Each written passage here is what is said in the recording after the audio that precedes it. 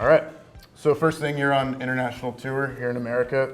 What do you see as the biggest concern or challenge for the squad going into 2018-19 season? To become a team immediately and as quick as possible, because it's, I think, very positive in the moment about signings and stuff like that, and people saying we were already good last year. That's true. We brought in a few good players, but it's not a football. It's not only about quality. Quality is important as a basis, but you have to make the best of it, and that's you have to become a team as quick as possible, as a group, to create this kind of desire and greed and aggressiveness. What is really important in sports, and that's what we really work on in the next 2 weeks when the players and all are together. So that will be the biggest challenge, but hopefully we can do it in the best way. Okay, from Staten Island, New York.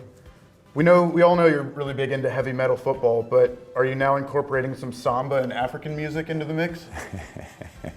Yeah, we try to. That would be interesting music then. Maybe nobody tried so far to bring that together. Yeah, it's cool to have this. That's what I love most about football, that you really have these different cultures in a team. So it's so good, it's so easy for us to respect all the different people, characteristics, stuff like that, personalities, and it's really, I love that a lot. Okay, next one from Atlanta, Georgia. Also, you could probably talk a while about this feeling. What does it feel like to be standing in Anfield during the Champions League? World class. I could say much more about it, but my English, not even my German, is good enough to describe exactly how it feels, but it's one of the best experiences you can have in life, 100%. So from Virginia Beach, in your heavy metal football team, who plays the drums, who's the guitar, the bass? How do you split the instruments among the group? The drums is probably James Milner.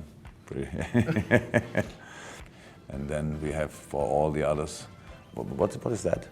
The violin. The violin. We have nobody for the violin.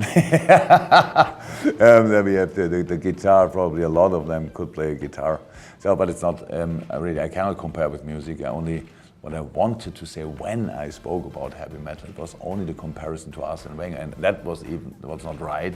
I didn't know Arsene Wenger at that time. I only saw Arsenal playing over the years, and it looked like, really, for me, in my little mind understanding, it was really more than an orchestra, this kind of, and my personality is a little bit different, so that's what I try to describe. But actually, heavy metal football was never really in my mind. It was that day, and since then I have to talk constantly about it, and I have actually no clue why I said it that time. That makes it not easier. And last one is from a player who wants to play for you one day. What's your best piece of advice for him? Just if there's one thing he should focus on to become a Liverpool player one day. It's not one thing, it's 10. Train, train, train. Training, then train, train, train. It's nothing else. You have to train more than anybody else.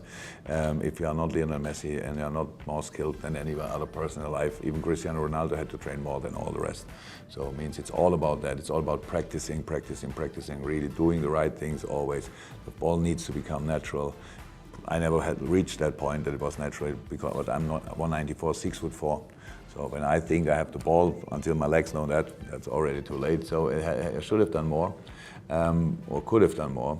But that's all. The good thing is football is such a big fun and joy to play.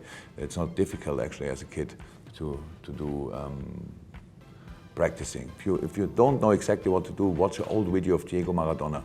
What he could do with the ball. If you can do the same, you're ready to play for me.